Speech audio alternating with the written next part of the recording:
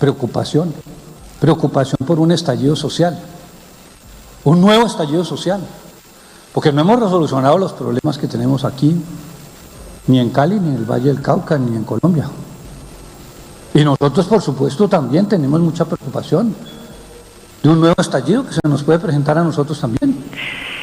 Y quizá, Néstor, en esa teoría es que el gobierno insiste que su reforma en parte se puede aplicar por decreto. Por eso los comentarios que vemos esta mañana, no solo de parlamentarios, sino de exministros de salud, que también hablan, por ejemplo, de si se puede por decreto, ¿por qué tanta pelea y discusión para llevar la reforma al Congreso? Es que el gobierno sabe que en el fondo se pueden crear estos equipos básicos de salud, pero el sistema seguirá funcionando como hoy lo permite la ley, que es la famosa Ley 100, y es tener las EPS como intermediarias. Falta ver con este 5% menos en la UPC qué pasa con la finanza del sistema. Sí, el gobierno saca el coco de ojo que vienen protestas sociales. Reducir el tamaño de la UPC, lo que gira el gobierno por esas unidades de pago por capitación. ¿Qué significa en la práctica? Para quienes le están escuchando, como el padre Linero, que está asustado, aquí me dice, ¿y yo qué? ¿Cómo quedo yo ahí? En la práctica, Néstor, significa menos plata para usted, para el padre Lineros o para mí cada que nos enfermemos. ¿Por qué? Porque es que significa un 5% menos que va a tener el sistema para atender a cada uno de sus afiliados. Y ese 5%, si se invierte en el equipo básico, pues el problema no es cuando nos dé gripa o cuando vamos a consultar por una lesión en la piel leve. El problema es para, como dice Alejandro Gaviria, el exministro de Educación y de Salud, para el paciente de alto costo o de una enfermedad huérfana, porque un paciente, para poner un ejemplo de una enfermedad común, de cáncer, ya va a tener ese sistema un 5% menos disponible, aunque el tratamiento de cáncer sigue valiendo lo mismo. Por eso la alerta y el SOS de las EPS, a las que la UPC ya no le alcanzaba. Imagínese ahora si tienen el 5% menos. Sí, es que menos plata, pues sí, padre, menos atención, sí, significa, menos tratamientos. Ahora, esto puede derivar en otra cosa. Dígame. Más tutelas, padre. Seguro. Porque claro. cuando usted va y usted tiene, usted ha tenido familiares que tienen enfermedades, cáncer, etcétera. Entonces usted va y el servicio de salud no le provee los medicamentos. Pones una tutela. O el tratamiento. Y le dicen, qué pena, es que el gobierno nos bajó 5% el pago de la UPC. Entonces eso significa, ¿qué hace usted? En Costeñol usted zampa una tutela y eso viene, porque viene. Sí. Se demora un poco, pero mire, viene. Néstor, no puedo no referirme a esa amenaza de un estallido social. Si el gobierno cree que la gente va a ir a protestar al Congreso, está profundamente equivocada. La gente va a ir a protestarle al gobierno porque no ha resuelto el problema de salud y porque está demostrando que el problema del sistema de salud no se resuelve haciendo una gran reforma estructural, acabando con las EPS, sino metiéndole plata al sistema, y por eso uno queda como...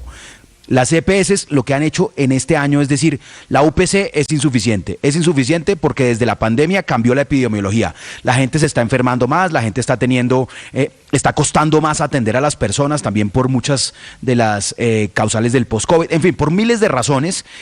Un sistema que es muy garantista como el colombiano está gastando más, y la respuesta es quitarle el 5%.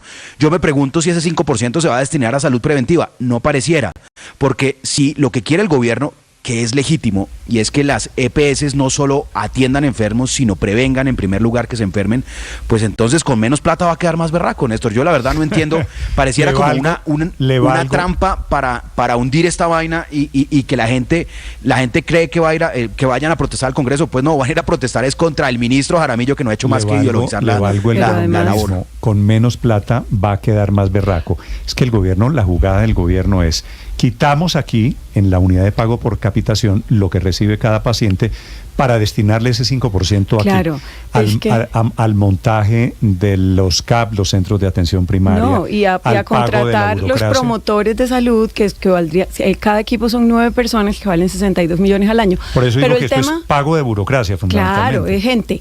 Ahí el punto es varias cosas. Uno, se sigue desfinanciando la UPC. Aquí le van a morder por derecha, vía resolución, 5 billones de pesos, que lo que hacen es... Tengo una cifra que puede ser entre 4 y 5. Claro, aumentar el hueco de financiación de la UPC, que nos había dicho Ana María Vega aquí la semana pasada. Ya con lo que hay es de 1.7 billones para finalizar el año, con lo cual, si le quitan 5 billones, calcule. Pero adicionalmente se están saltando al Congreso, porque es que esto no se puede hacer vía resolución, esto hay que hacerlo vía ley. Y precisamente para cambiar las leyes está el Congreso. Esa es su competencia y su responsabilidad. Entonces, hacerlo por resolución duda, María Consuelo, pero ¿sabe cómo se arregla hacerle esto? un bypass. Pues claro, pero vendrán demandas y esto quedará en manos de los jueces. Es que no se puede hacer vía resolución, entre otras cosas porque la ley vigente tiene unas fuentes y no se están creando nuevas fuentes, sino que se está cogiendo la fuente que existe para morderle un pedazo y empezar a hacer por detrás lo que ellos proponen. Yo no sé si esto es desfinanciando y aumentando la crisis aún más. Es que no sé si esto es, le iba a decir Héctor, no sé si este es el cambio en salud que querían los votantes del presidente Petro, ¿no? Que bajaran la unidad de pago por capitación, que desfinanciaran un poquito el modelo de salud. No sé si la gente cuando votó por el presidente Petro hace ya vamos a 2 años, ¿no? Si la gente tenía en mente que le cambiaran tan drásticamente el modelo de salud. Se discutía poco sobre el sistema de salud por eso, pero en ese momento, ¿no? La salud no fue un tema, un gran tema de campaña, de si tenemos un mal o un buen modelo de salud en Colombia. Decía, había que patas arribiarlo, pues. Pero había muchas encuestas. Y siempre se estaba sabiendo cuántas personas estaban afiliadas y si había acceso o no. Esta discusión sobre la prestación de salud y las filas en los hospitales, recuerde que la gente se quejaba mucho y eso se fue acabando precisamente con la garantía de asegurar a más del 95% de la población. Dicho eso, Héctor, usted pregúntese. Claro que el derecho a la salud sigue. No, de acuerdo. A propósito de las tutelas siendo el derecho más pero que todos queremos un mejor sistema de salud, es cierto. Que atiendan más rápido a la gente, es cierto. Que la cual es insuficiente, que haya también. más tratamientos, de acuerdo. Que en la parte rural no es tan fuerte, es cierto. También es cierto. ¿Se arregla eso desfinanciando el modelo de la salud? Me parece. Ahí es donde yo no creo. Pero el gobierno lo está haciendo y el gobierno está dando un paso arriesgadísimo con este tema, repito, proyecto de borrador de decreto. De resolución que ya está publicado en el Ministerio de Salud. Sí, yo estoy de acuerdo con María Consuelo en que ese es un decreto o una resolución, perdón, que es ilegal y que seguramente el Consejo de Estado, bueno, confío yo, porque entre otras cosas debo advertir que yo estoy preparando una demanda al decreto, entre otras cosas protegiendo los derechos de las entidades territoriales, porque es que a mí me parece que en toda esta discusión, pues los alcaldes y los gobernadores, los secretarios de salud tienen mucho para decir y pareciera que los han desplazado completamente de la discusión y de las decisiones. Recuerde usted que, por ejemplo, el presidente Petro, siendo alcalde, sin necesidad de modificar la ley, sin que hubiera una resolución del Ministerio de Salud, él, en ejercicio de la competencia y de la autonomía que le reconoce la Constitución a las entidades territoriales, desarrolló una política que pues unos dicen que fue exitosa y otros dicen que fue un fracaso, pero bueno, no importa cuál fue el resultado, él desarrolló una política parecida a esta que está proponiendo, bastante parecida, eso llamaban médico en su casa, yo no recuerdo ya cuál era el nombre, pero se trataba de que grupos interdisciplinarios llegaran a la casa de las personas a tratar de identificar los factores que los ponían en riesgo de tener enfermedades, y era, pues, trataban de que hicieran una especie de medicina preventiva. Que capitalizar a Capital Salud con 500.000 millones, ¿no? Si esto se trata pero de simplemente un modelo preventivo de salud sin destruir lo que ya tenemos, pero es que este borrador lo que le da... Lo que quiero decir... Lo que le da a usted la idea es, van a hacer lo otro destruyendo, quitándole el 5% a lo que ya tenemos. Y eso es lo grave. No es que sea complementario, lo que quiero decir, Néstor, es en vez de... Lo que quiero decir es que estas son unas decisiones que primero se pueden tomar con las normas que están vigentes, como ha dicho el propio presidente. Pero segundo, y lo más importante, es que no las toma el gobierno nacional, son políticas locales de salud pública.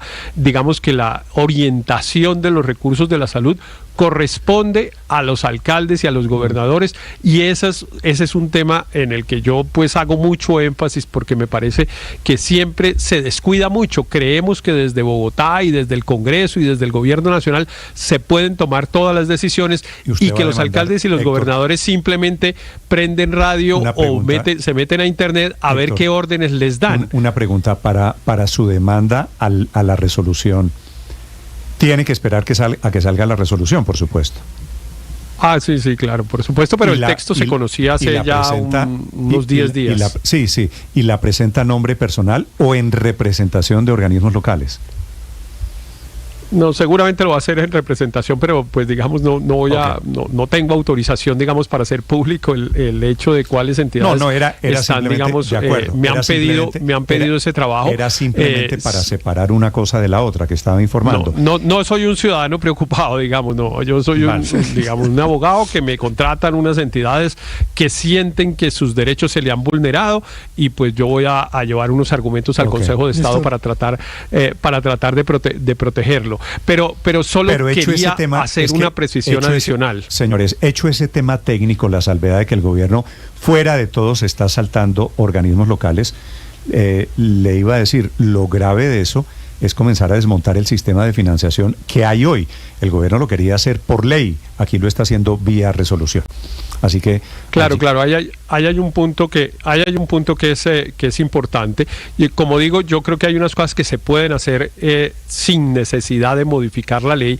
Esta no se puede por la razón que yo ya he señalado, pero por otra que ustedes han mencionado ya y que yo simplemente la repito, es que la unidad de pago por capitación tiene que ser suficiente, es decir, tiene que alcanzar, y por lo tanto, si le ponen más tareas a las EPS con la misma plata, pues evidentemente ese principio no se cumple, y por lo tanto yo creo que en ese caso el Estado, la nación, a lo que está es obligada a recalcular la EPS para ponerle un valor que sea suficiente para prestar los servicios que le está imponiendo a la EPS. Es que el gobierno hizo la jugada, Aurelio, Néstor, pero subirle este año algo más de, ¿cuánto subió, María Consuelo? 12% el porcentaje de la unidad de pago por capitación. Tenía que ser 16. Tenía que ser 16, subieron 12 y ahora le baja el 5%. Así que termina siendo, como decía padre, su abuela, lo comido por lo servido. No menos. Néstor, pero esto tiene un agravante. Esto tiene un agravante, y es que usted se acuerda que hay régimen contributivo y régimen subsidiado. Sí. Yo sinceramente le digo que yo esperaba que la unidad por capitación se fuera a unificar entre el régimen contributivo y el subsidiado, pues en el gobierno del cambio tampoco se unificó. No se unificó el contributivo con el subsidiado. Y acuérdese de una cosa más grave, que el 40% paga de más los el usuarios subsidiado, ¿verdad? Estamos no, menos, 200 mil pesos menos al año. Paga más, por eso le digo que es más grave. 1.400.000 y el subsidiado 1.200.000. Correcto, por eso le digo que es más grave, porque si usted le quita el 5% al subsidiado, que es, llamémoslo, digamos en términos escuetos, el régimen de los pobres, entonces usted todavía a los pobres les está quitando más de la plata de la salud. Tiene toda la razón el ministro Jaramillo, después de haber hecho esa calaverada de decir que tiene miedo de un estallido social, porque esto es totalmente... En este contexto de temas de salud, ¿calaverada, Aurelio?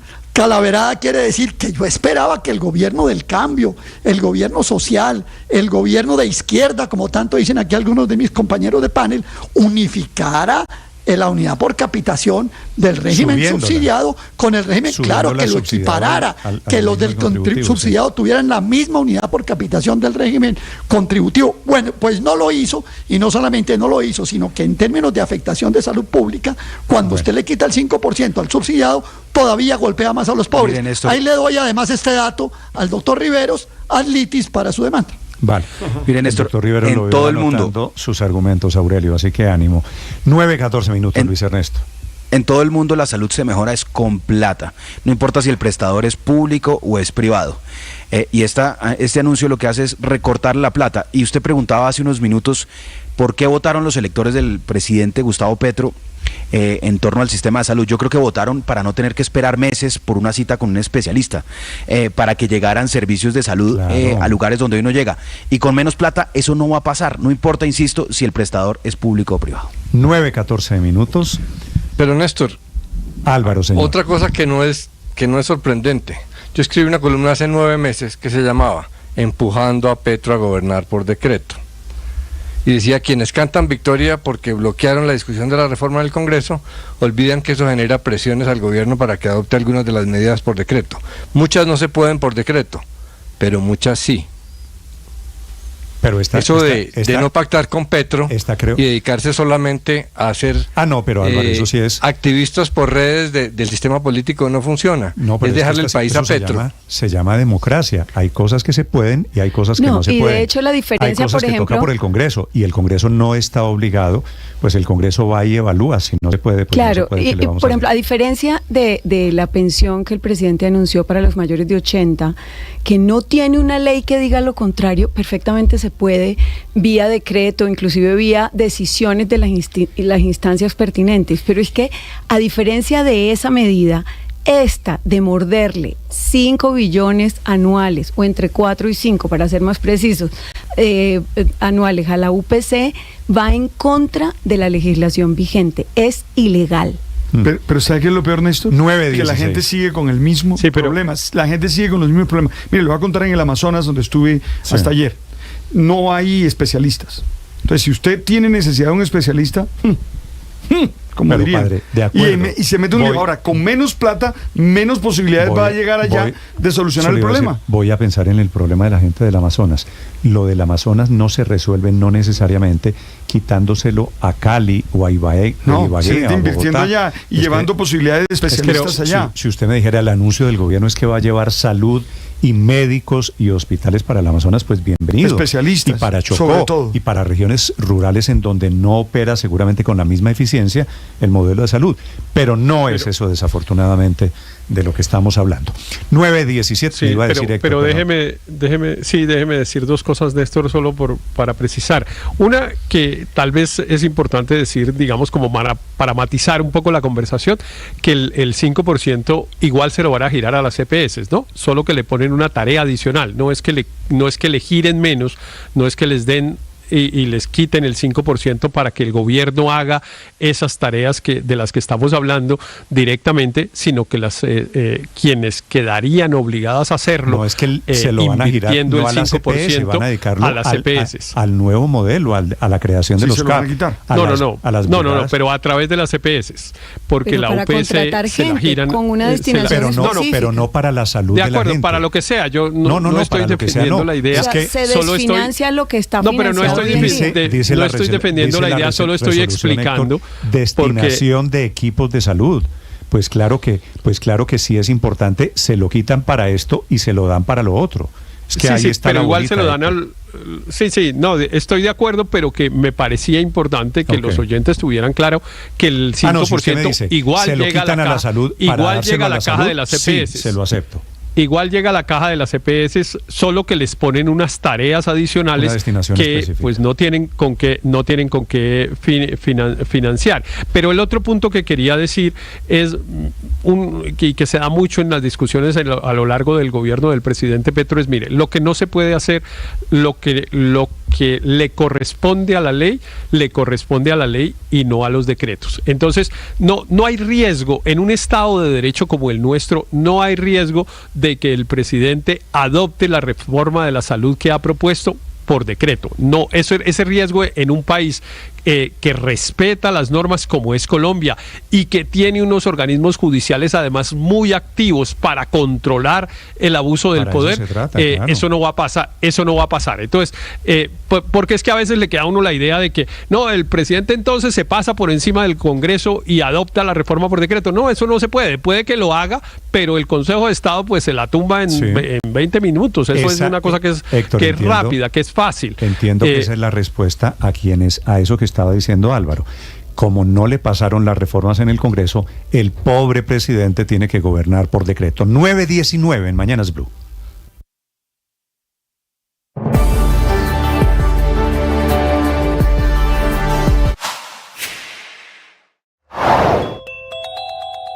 Se reinician los sobrevuelos para detectar los puntos calientes más grandes de un descontrolado incendio forestal que destruye la Reserva Natural de la Ciénega San Silvestre para ser atacados con descargas de agua con 3 aeronaves del Ejército y la Policía Nacional. Las llamas comenzaron hace 4 días, pero los fuertes vientos en el sector y la resequedad de la vegetación por las altas temperaturas y el fenómeno del Niño se expandieron rápidamente por esta zona rural del Magdalena Medio. Desde Bucaramanga fueron enviados soldados del Batallón Caldas y miembros de la Defensa Civil para ayudar a controlar este incendio descontrolado que afecta el ecosistema de las ciénegas de Barrancabermeja. En este momento, además, la unidad de gestión de riesgo del departamento de Santander, Néstor, está reportando que se presenta un grave incendio forestal en el municipio de Puerto Wilches que ha consumido más de 150 hectáreas de cultivos de palma de aceite. También durante el fin de semana se presentaron incendios en Bucaramanga y en el municipio de Matanza.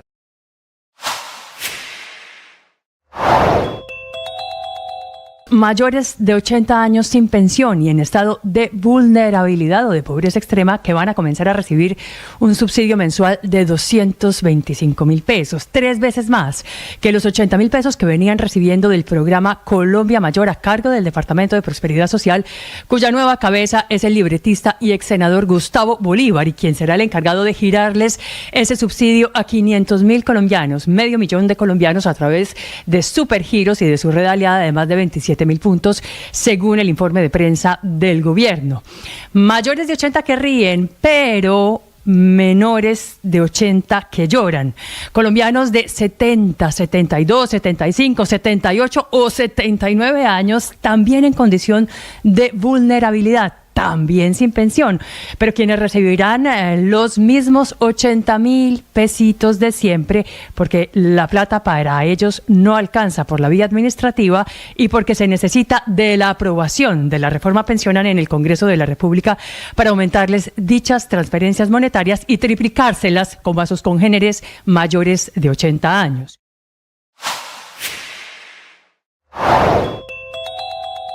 El ministro de Transporte, William Camargo, habló sobre los videos que circulan en redes sociales de conductores irresponsables en las vías. Lo que permite es una invitación a comparecer con esa evidencia a los propietarios de esos vehículos para que frente a la prueba que la autoridad de tránsito administrativa correspondiente pone frente a sus ojos, expongan sus argumentos y obviamente a través del debido proceso se evidencie si efectivamente esa conducta fue provocada o inducida o hicieron parte quienes están allí como conductores, o eventualmente que ellos informen quienes estaban al frente de sus vehículos, porque muchas de las veces los propietarios no han terminado sus procesos de venta de los vehículos, tienen documentos todavía pendientes, o eventualmente los vehículos pudieron estar bajo utilización sin el permiso de los propietarios, y ese tipo de elementos hay que controlarlos. Adicionalmente, las empresas tienen registros y récord de quienes estaban conduciendo sus vehículos diariamente, y esa es una información que se puede confrontar y se va a confrontar con las empresas de transporte, porque también podría dar lugar a actuaciones administrativas. Sigan esos contenidos en nuestro canal de YouTube. En Blue le ponemos cara a la radio.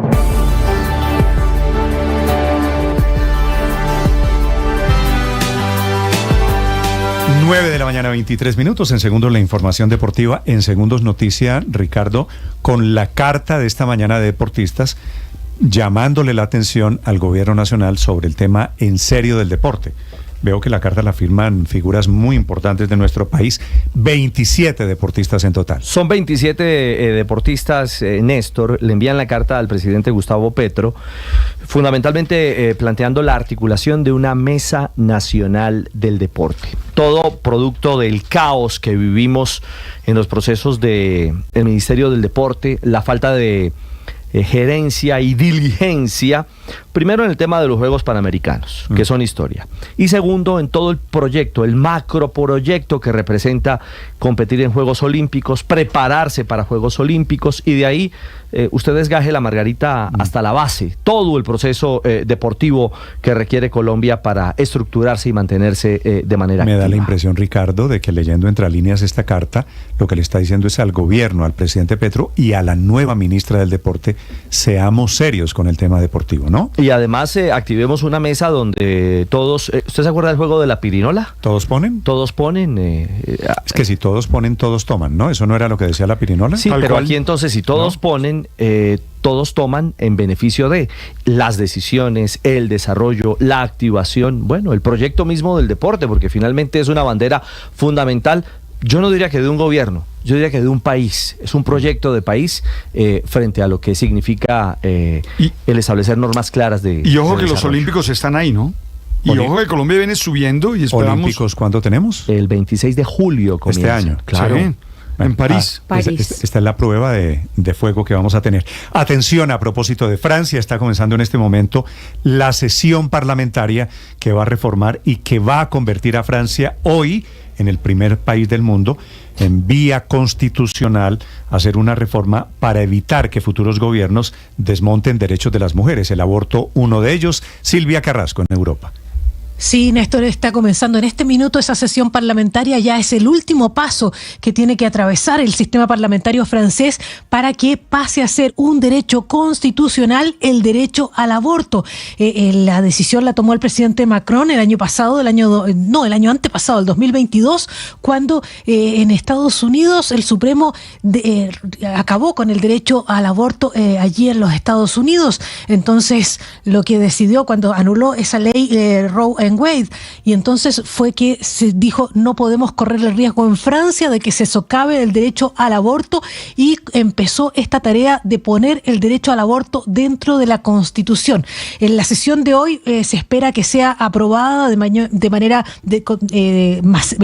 mayoritaria. Necesita 3/5 partes del Senado y de la Asamblea Nacional. Están las dos cámaras juntas reunidas en Versalles para hacer esta votación, pero se cree que va a pasar porque en la Asamblea Nacional pasó mayoritariamente, y en el Senado, que normalmente es la cámara más masculina y más conservadora, el 80% de los parlamentarios la aprobaron. Por lo tanto, ahora debiera ser aprobada, y esto la convierte en el primer país del mundo que pone el derecho al aborto en la Constitución. En Francia, el derecho al aborto existe desde el año 1974, era una ley, se acepta el aborto hasta la semana número 14 de embarazo, y lo que se está haciendo ahora entonces es que queda dentro de la Constitución. Primer país en el mundo, Néstor. Estás escuchando Blue Radio.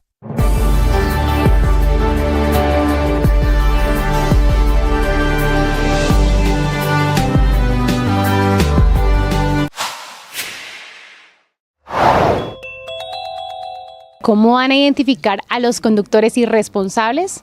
Sobre esto habló el ministro de Transporte, William Camargo. Eso ya está inclusive establecido por la Corte. Lo que hace la existencia de esta prueba es una comparecencia al conductor, al propietario del vehículo, para que informe frente a ese hecho en particular y concreto quién estaba conduciendo su vehículo y se establezca efectivamente la identidad. Ese es un mecanismo que obviamente tenemos al momento que esté el comparendo o la información ya de comparecencia. Ya hay una responsabilidad del propietario de asistir a esa comparecencia. Si es una empresa de transporte público, ahí hay otros mecanismos mucho más robustos, porque adicionalmente los despachos diarios de vehículos tienen Registro Nacional de Despacho de Carga, registro también de los propietarios habilitados en las empresas para conducción, y ahí hay unos mecanismos que ya están legalmente establecidos, procedimentalmente adoptados por el Ministerio y la Autoridad de Tránsito, y en eso, digamos, ya hay jurisprudencia y camino suficiente al respecto. Siguen esa información en bluradio.com. En Blue le ponemos cara a la radio.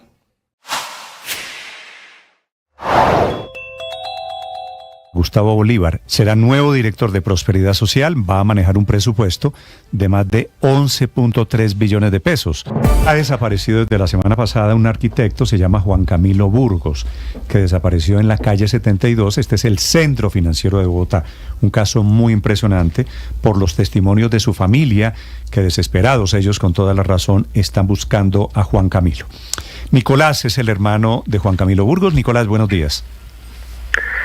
Néstor, buenos días. Diego Burgos. Perdóneme, me escribieron mal el nombre, le pido que me disculpe. Diego, ¿usted es hermano mayor o menor que Juan Camilo? Yo soy hermano mayor de Juan. Bueno, ¿y qué información tienen sobre el caso de su hermano? ¿Hasta cuándo le siguieron ustedes la pista? Bueno, nosotros tenemos el último rastro de él es el miércoles 28 de febrero. Él, como usted lo indicaba, él se encontraba visitando un cliente en una oficina en la 72 con séptima en Bogotá. Y aproximadamente a la 1:30 p.m. perdemos el rastro, es decir, nos damos cuenta que deja de enviar mensajes, deja de comunicarse, y digamos esa es la última información que tenemos de él. Sí. A esa hora es el último momento de conexión, 1:30 de la tarde del jueves 28 de febrero.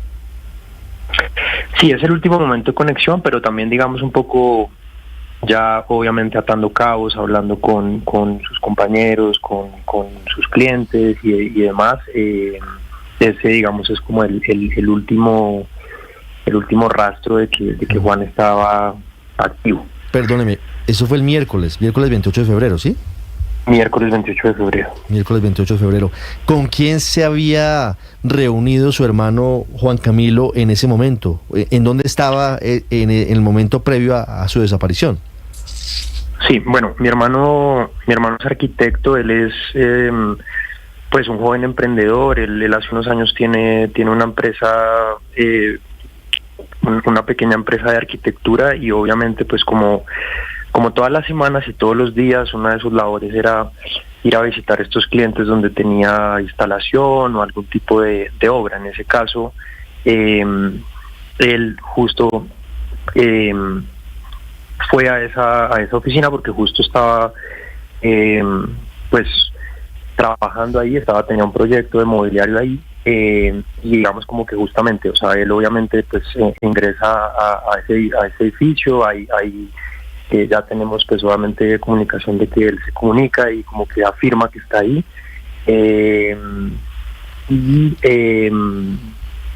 después, o sea, lo que sabemos es que se supone que sale, él, como le cuento, en su día a día, pues de ahí, digamos, lo normal es que hubiera ido a otros clientes, pero ahí ya no tenemos, digamos, como que conocimiento de que haya llegado, digamos, a donde los otros clientes o los otros lugares donde debía ir. ¿En qué momento ustedes se dan cuenta de que su hermano está desaparecido? Lo empezamos a extrañar pues ya el miércoles, digamos, en la noche, ¿no? O sea, nosotros normalmente pues nos comunicamos, ¿no? Tenemos un grupo familiar en donde normalmente pues nos avisamos, ¿no? Cuando cada uno llegó a sus hogares o donde estamos, y empezamos a extrañarlo pues en la noche de ese mismo miércoles, porque pues obviamente ya no aparecía, ya no respondía, ya tenía obviamente su celular apagado, y ya obviamente en la madrugada ya del jueves, al ver que pues él no regresa a la casa, pues ahí ya empezamos, digamos, como que realmente a preocuparnos y pues a empezar a buscar a todo el mundo, a atar cabos, y pues bueno, ya de aquí para allá pues ya seguimos en toda esta búsqueda y en todo esto que andamos. Diego, ¿cuánto tiempo duró su hermano en esa reunión en la 72, en esa oficina? Con la información que tenemos, más o menos sabemos que él llegó a las 11 de la mañana a su oficina, y más o menos hacia la 1:30 sale, digamos, como que ahí lo último que sabemos es que más o menos hacia la 1:30 ya salió de esa oficina. Sí, ¿y ustedes tienen alguna idea o alguna información o alguna pista, Diego, de cuál era su siguiente destino, para dónde iba después de salir de esa reunión? Sí, nosotros, obviamente esto ya obviamente está en mano pues de las autoridades, digamos, competentes, y hay una investigación abierta, y justo pues dentro del marco de esa investigación obviamente pues se le entregaron a las autoridades la información también pues de sus clientes, y aunque nuevamente pues no tenemos seguridad, digamos, de cuáles eran sus clientes, obviamente se ha hecho un barrido para justamente comprobar pues si estuvo en contacto con el resto de clientes o el resto pues digamos de colegas o de compañeros sí. Diego, de su trabajo. ¿Qué hipótesis tienen ustedes o tienen las autoridades alrededor de la desaparición de Juan Camilo? Pues, Néstor, yo digamos como que en estos momentos obviamente las posibilidades son muchas, mucho más en una ciudad como Bogotá. Lo que le puedo decir es que él era una persona que no tenía enemigos, tampoco es una persona adinerada, como yo le cuento, pues nosotros somos una familia de clase media, y él era un joven arquitecto que estaba tratando de sacar adelante su emprendimiento. Entonces era, pues, vuelvo y le digo, una persona que no le conocemos ningún tipo de enemigos o amenazas, o no había, digamos, ningún antecedente o problema que nos haga pensar que es eso. ¿Él está casado? Pero no, él es soltero. Él Él es soltero y pues bueno, justamente nosotros como que no sabemos si pudo ser delincuencia común o qué pudo ser, pero realmente nosotros no tenemos un indicio de que pueda haber pasado. Diego, le mando un abrazo, mi solidaridad con ustedes en este momento alrededor de la búsqueda de Juan Camilo. Si podemos ayudar, cuente con nosotros. Muchísimas gracias a todos por esto. Sobre la desaparición de Juan Camilo Burgos, el arquitecto en la calle 72, en plena zona financiera de Bogotá. Un abrazo para usted, para la familia Diego. Gracias, 9:35 en Mañanas Blue. Estás escuchando Blue Radio.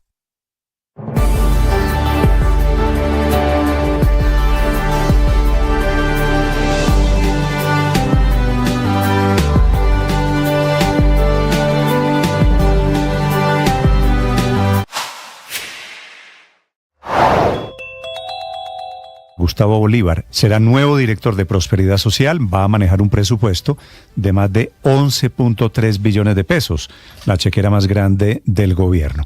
Se defiende Bolívar de las acusaciones en su contra, de cuestionamientos sobre su idoneidad, diciendo que es cierto, no tiene título universitario, pero que está a punto de graduarse en la carrera de Comunicación Social. Y lo importante, dice él, no son los estudios. Que esa frase no es coincidencia, está detrás, y es un buen retrato, de la nueva política del gobierno, que es menospreciar la tecnocracia y darle paso a estos políticos puros y duros, que no tienen experiencia en la administración pública, que han sido muy exitosos en el mundo de las redes sociales y que están llegando ahora a manejar platas y un elefante muy grande. Es el mismo caso de Alexander López, que llega a Planeación Nacional, que anoche agradeció al presidente Petro que lo haya escogido con la tarea de cumplir el plan de desarrollo y dice que lo hará con las regiones. Él, muy cercano, es cuota de la vicepresidenta Francia Márquez y de esa estructura política a la que le están dando aquí un gran caramelo. Otro activista, un hombre muy de la izquierda, que es el giro del gobierno.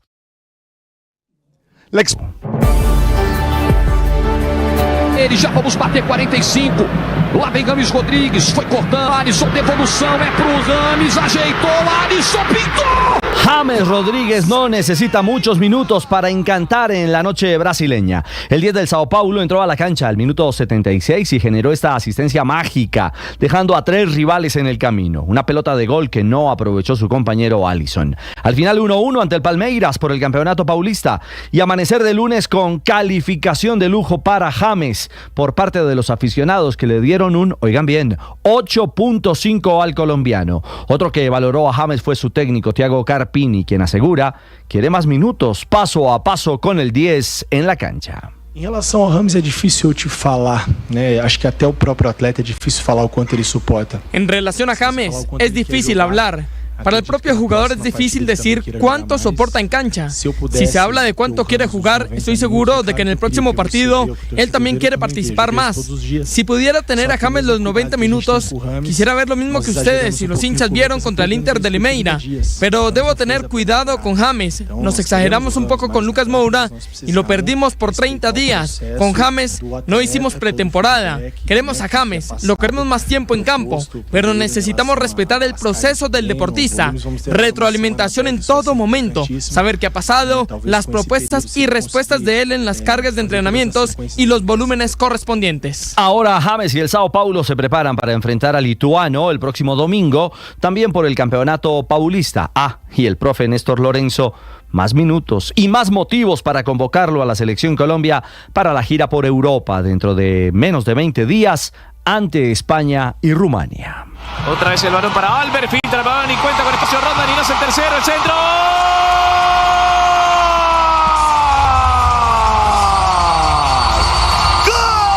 A propósito de selecciones, llegó a su fin el sueño de la selección femenina de mayores de Colombia en la Copa Oro W. Nuestra selección cayó 3-0 a manos de Estados Unidos y se quedó en la ruta a las semifinales del torneo. El balance, 2 victorias ante Panamá y Puerto Rico y 2 derrotas ante Brasil y Estados Unidos. Cata Usme y su análisis del juego ante las anfitrionas de la Copa en Los Ángeles. Sabíamos que hoy teníamos un duro rival y que no podíamos cometer los errores que cometimos. Pero bueno, hace parte de seguir creciendo, de seguir madurando. Ahora queda levantar la cabeza porque se nos viene un reto maravilloso que son los Juegos Olímpicos y estoy convencida de que este equipo no va a bajar los brazos para conseguir el objetivo de meterse. Estados Unidos, Canadá, Brasil y México lucharán por el título de la Copa Oro, mientras que Colombia, como lo dice Cata, seguirá su preparación internacional pensando en los Olímpicos París 2024, el gran reto de esta temporada. Has to be careful. Ramirez has picked her pocket, and Mayra Ramirez is through here and scores her first WSL goal. En Inglaterra, hoy la delantera que encanta es colombiana, Mayra Ramírez, y su primer gol con el Chelsea por liga. La prensa británica le da 7.8 de calificación y destacan la fortaleza, el juego de asociación y el poder de ataque de la jugadora colombiana. Mayra, la hija de Cibaté en Cundinamarca, cada día luce mejor con el equipo líder de la Women's Super League. Pausa y hablamos de fútbol en Colombia.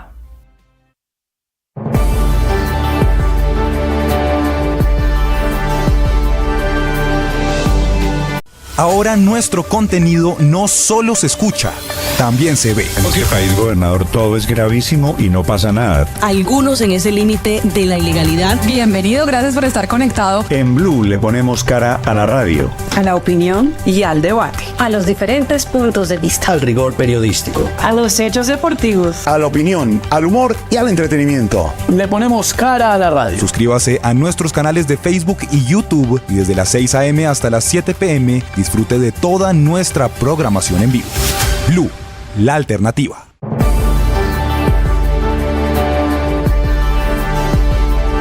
Deja tranquilo el resultado. No estoy a favor de quedarme ni con 10 ni con 9 futbolistas, algo que es mucha ventaja en el fútbol de hoy. Lo hicimos muy bien, hubo muy buenos comportamientos colectivos con los jugadores que estaban en campo, los que entraron nos aportaron y nos pudimos quedar con... Santa Fe es cuarto con 19 puntos, otro que ganó, pero como local fue Atlético Bucaramanga, 3-0 ante Boyacá Patriotas. Serio y contundente el equipo de Rafa Dudamel.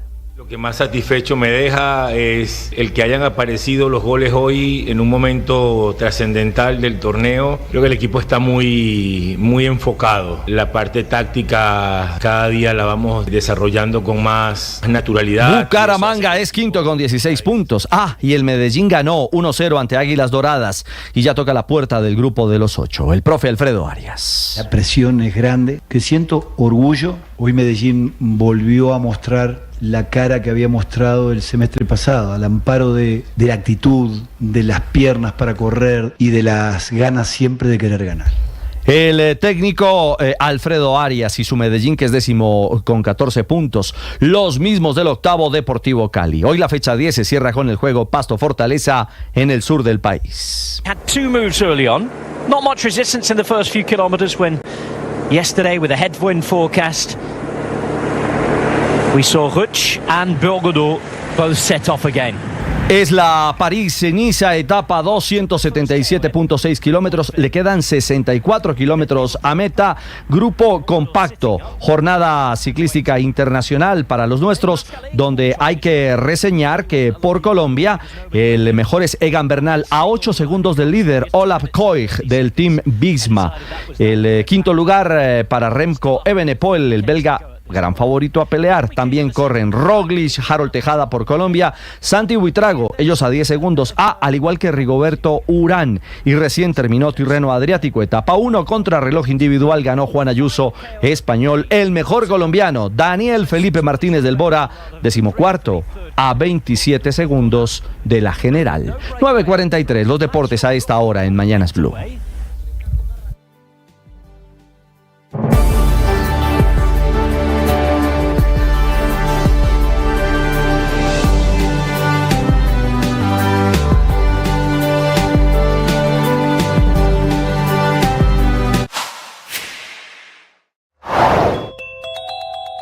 Se mueve la oposición, que planea marchas este miércoles.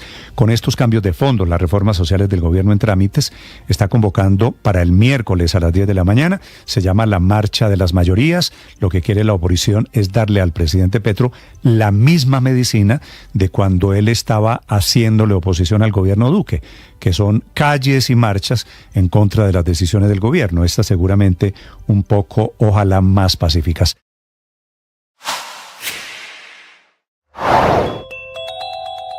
El gobierno le va a quitar el 5% a la UPC para empezar a implementar la reforma a la salud por decreto. Se trata de la unidad de pago por capitación, que es lo que el Estado le gira al mes a la EPS para garantizar la atención suya o la mía como un paciente más cuando nos enfermamos. Ese giro es hoy de 1.444.086 pesos al año, equivale a 120.300 pesos al mes, o si quiere verlo por día, a 4.000 pesos diarios. Y un borrador de resolución del Ministerio de Salud que fue publicado este domingo dice que de esa plata se tienen que quitar el 5%, es decir, unos 72.000 pesos para poder crear las condiciones para que empiecen a funcionar los llamados grupos primarios de salud.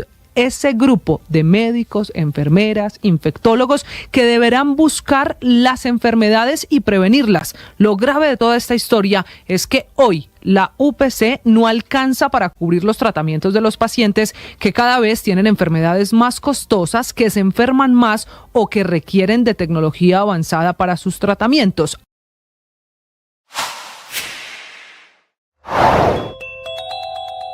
Por lo menos 4 estaciones de los bomberos oficiales se fueron para el sector del Porvenir en la localidad de Bosa. Un incendio forestal que comenzó casi a las 3 de la tarde. No se sabe las causas exactas de esta conflagración, pero lo cierto es que el humo se sintió prácticamente por toda Bogotá. Desde Chapinero, Teusaquillo, el sector de Usaquén, el norte de la capital del país quedó inundado por el humo debido a los fuertes vientos que iban hacia el costado oriental.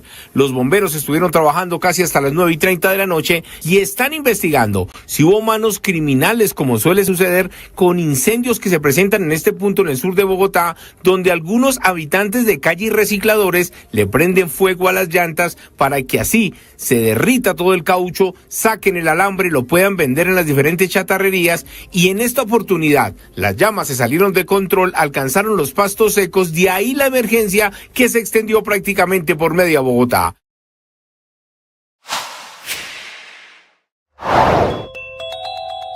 El gobierno del presidente Gustavo Petro, que ya cumple 19 meses en el poder, decidió cambiar la estrategia para intentar sacar adelante las reformas que prometió en campaña y cuyo trámite se ha venido enredando en el Congreso de la República, entre otras cosas debido a la ausencia de una verdadera voluntad del Ejecutivo para lograr consensos con sectores políticos independientes y opositores.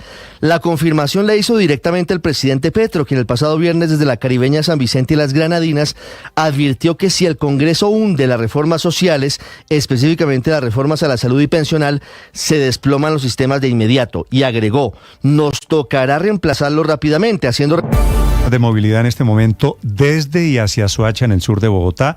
Problemas en la movilidad por un tema, las amenazas y extorsiones que llevan a los conductores del servicio municipal o intermunicipal a paralizar sus actividades. Afectan a miles de personas que trabajan en Bogotá. Desde Soacha a esta hora, Julián Ríos. Hola Néstor, nos hemos desplazado hacia otro punto del municipio de Soacha, en Ciudad Verde, donde algunos taxistas están adelantando una pequeña manifestación y un bloqueo hacia la autopista sur. Ellos están protestando contra la piratería, es decir, contra todo ese transporte informal que se registra a diario en este punto del municipio de Soacha, lo que tiene que ver con todos los vehículos particulares que transportan gente a diario hacia la autopista y hacia las estaciones de Transmilenio. Entre tanto, en el municipio y sus alrededores, Néstor, ya se está recuperando poco a poco la movilidad. Ya varios de los conductores que estaban esta mañana en paro y que no habían sacado sus vehículos ya empezaron a restablecer el servicio y ya empezaron a transportar muchos ciudadanos hacia las estaciones de Transmilenio y hacia el mismo Bogotá. Ya se recupera poco a poco la movilidad en Soacha. Julián, gracias. 9:49 a.m. Señor alcalde de Soacha, Julián Sánchez. Alcalde, buenos días. Néstor, buenos días para usted, para la mesa de trabajo y para todos quienes a esta hora nos escuchan. Dice Julián, informando desde allí, desde Soacha, ¿comienza a mejorar la movilidad? Alcalde, ¿usted tiene la misma información? Sí, Néstor, estamos trabajando junto con las empresas de transporte de la ciudad, junto con la Policía Metropolitana, todas las unidades investigativas. Desde la semana pasada, cuando aconteció el homicidio ocurrido en el sector Terreros, hemos estado al frente, logrando generar caravanas por la vida, haciendo un plan guitarra para acompañar y fortalecer, por supuesto, la seguridad de los transportadores, garantizando la movilidad de los ciudadanos. Sí. Alcalde, ¿cuál es el origen de la protesta de esta mañana? Es el temor que ha venido generando las diferentes amenazas, panfletos, audios por parte de estructuras criminales que hoy no operan solo en la ciudad de Soacha, sino que se ha convertido esto en un hecho de la región, Bogotá, Soacha y por supuesto el país, estructuras criminales que desafortunadamente atemorizan, generan zozobra en los transportadores. Pero y nosotros... A ver, alcalde, traduzcamos esto. ¿Qué son estructuras criminales que están amenazando? ¿Quiénes son?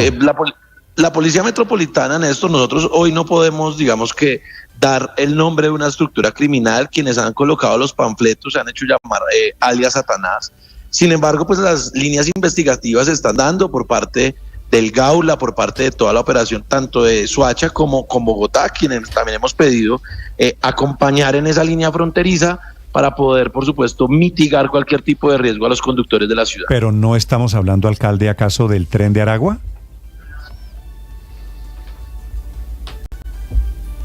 Las unidades investigativas de la ciudad de Soacha no han materializado que sea el tren de Aragua, ni mucho menos la estructura criminal que se denomina Satanás.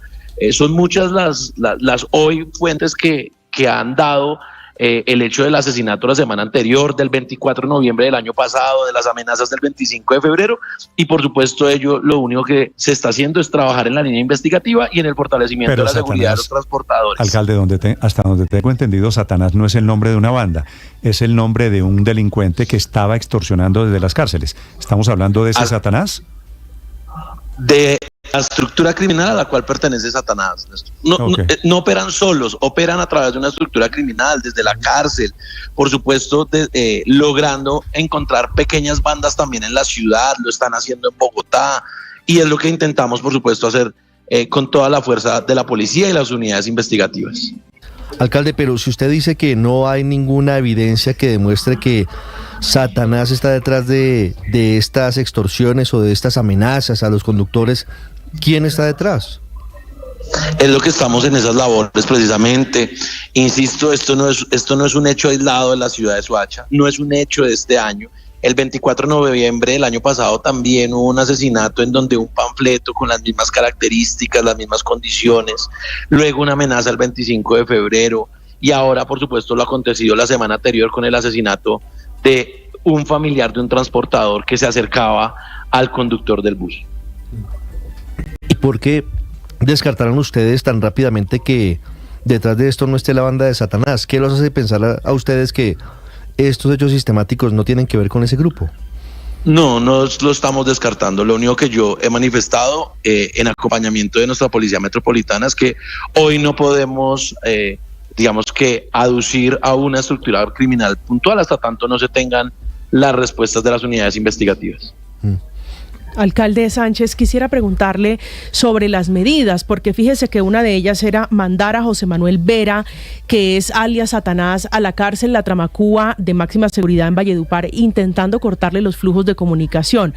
¿Qué medidas van a tomar para proteger a los conductores de transporte público en Soacha? Desde la semana anterior venimos haciendo un plan denominado Plan Guitarra. Nuestra Policía Metropolitana lo que ha venido haciendo es acompañando las rutas de transporte, subiéndose a ellas, policías uniformados, otros de civil, estamos haciendo requisas dentro de los buses, estamos haciendo caravanas por la vida, y es que en el ciclo de ruta que tiene cada uno de los transportadores estamos acompañando con presencia policial, presencia motorizada. Adicional, estamos haciendo capacitación antiextorsión a las empresas de transporte de la ciudad. Nos hemos reunido con ellos, estamos revisando también situaciones que permitan, insisto, garantizar el adecuado funcionamiento, pero sobre todo de la movilidad, pero sobre todo la vida y la seguridad de los transportadores de Soacha. Sí, esos panfletos, esos audios amenazantes, ¿qué dicen, alcalde? ¿Cuánto le están cobrando a cada conductor? Les piden comunicarse con un número telefónico. Nosotros en el lugar donde aconteció el hecho del homicidio la semana anterior hicimos un operativo con la policía militar, con la policía metropolitana de nuestra ciudad. Mantenemos presencia de un CAI móvil 7 días, 24 horas y aducen que esas respuestas obedecen a nuestros operativos. ¿Los conductores extorsionados tienen que llamar a un call center? No tienen que llamar a un call center. Lo que hay mucho temor, Néstor, en cómo denunciar, y lo que hemos establecido es un canal de WhatsApp para poder generar alertas tempranas, denuncias. No, pero lo que le decía, yo sé de su canal de alertas tempranas, pero le entendí que los extorsionistas tenían un centro, un teléfono al que tenían que llamar los extorsionados. Sí, el panfleto tiene un número telefónico al cual piden comunicarse. ¿Y a nombre de quién está ese número de teléfono, alcalde? Extorsionistas que operan Satanás y compañía con un call center. Todo eso hace parte de la línea investigativa que evidentemente el Gaula y las demás unidades investigativas vienen adelantando. ¿Quién es el dueño de esa línea telefónica, alcalde? ¿A nombre de quién está? Yo en este momento no cuento con esa información, hace parte de todas las líneas investigativas que tiene el Gaula, que tiene, por supuesto, todas las unidades de policía, y que esperamos prontamente dar resultados en estos temas de extorsión en nuestra ciudad. Desde Soacha, el alcalde Julián Sánchez, alcalde, están escribiendo algunos oyentes desde Soacha y dicen, en Blue están entrevistando a Perico. ¿Perico es usted, alcalde? Sí, así es, Néstor. ¿Y por qué le dicen Julián Perico? Sánchez Perico. Eso es un seudónimo de hace muchos años de mi vida, desde mi abuelo, mi papá y por supuesto nosotros. O sea, ¿usted es Periquito? Sí, señor. Junior. ¿Y a su papá le decían Perico? Perico, sí, señor. Y al abuelo también. Al abuelo le decían. Y al abuelo también. Pero, ¿y ese Perico, me perdona la indiscreción, alcalde, es por qué razón? Es que puedo tener diferentes interpretaciones.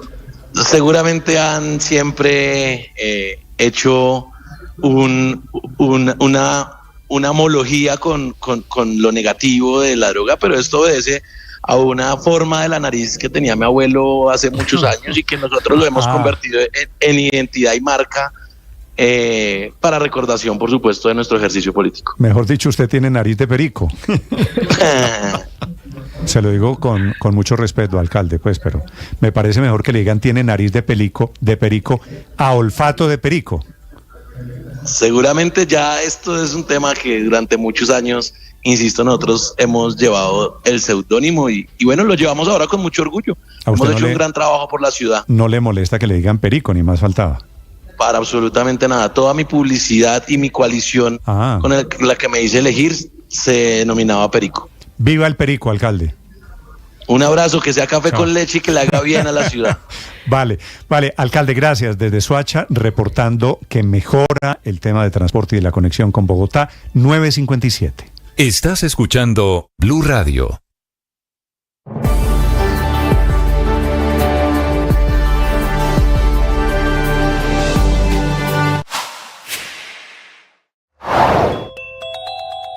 Crisis de orden público. La primera está en Nariño esta madrugada, en donde hay 600 personas desplazados, un drama humanitario allí por combates entre el ELN y disidentes de las FARC. Ocurre en el municipio de Jumbitara. La otra está en Quibdó, en Chocó, en donde hoy van a sepultar a los 4 muertos de la masacre de ayer. En una balacera entre bandas de microtráfico hay otras 3 personas heridas. Y la tercera en Yumbo, en el Valle, en donde ya capturaron a un niño apenas 15 años, que es el responsable del asesinato de Sara Gil, otra niña de apenas 16 años. Ella había desaparecido el jueves, su cuerpo fue encontrado semienterrado en un barrio allí en Jamundí.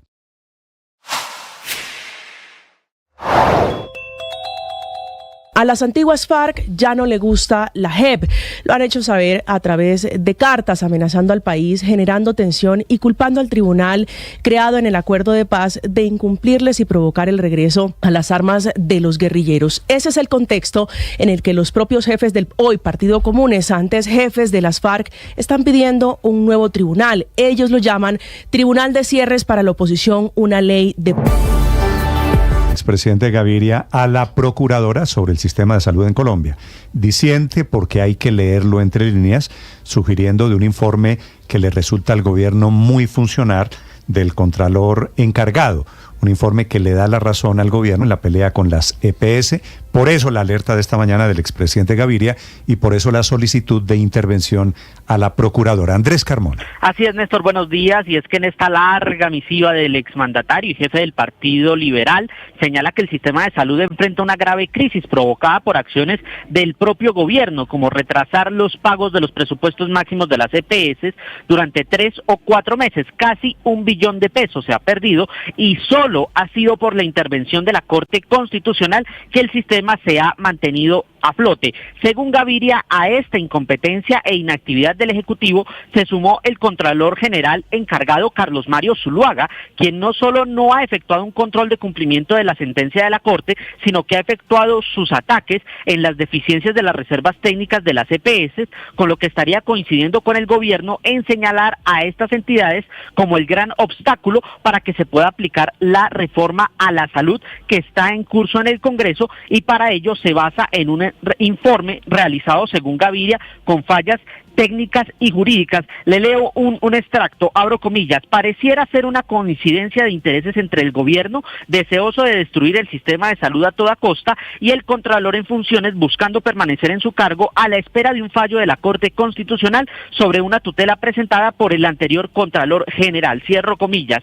Es por ello que esta mañana el expresidente le pide a la procuradora Cabello que se oponga a la destrucción del sistema de salud colombiana y tome acciones de lo que es una crisis que ha generado que no se pueda atender con efectividad a los afiliados al sistema, haya escasez de medicamentos y no haya suficientes puestos de salud, Néstor. Andrés, pero ¿por qué relaciona? Me pierdo aquí en algo. En el silogismo que hace el expresidente Gaviria dice el Contralor intentando quedarse en el cargo, pero él no es candidato a la Contraloría. No, él no es candidato a la Contraloría, Néstor, pero como en estos momentos hay una tutela en la Corte Constitucional que se está estudiando, una tutela presentada por Carlos Hernán Rodríguez, el anterior Contralor General, eso ha llevado a que el proceso del Congreso se demore. Incluso lo que dicen en los pasillos del Congreso es que podría llegarse a suspender este proceso, que todavía no ha designado universidad para hacer las pruebas de conocimientos, y con ello Carlos Mario Zuluaga se quedaría mucho tiempo más en el cargo mientras la Corte Constitucional tomó una decisión. Muy bien, gracias, Andrés. Son las 10 de la mañana. La Corte suspendió durante 2 meses los términos para estudiar la tutela de Carlos Hernán Rodríguez, así que seguramente en menos de 2 meses la doctora Cristina Pardo llevará la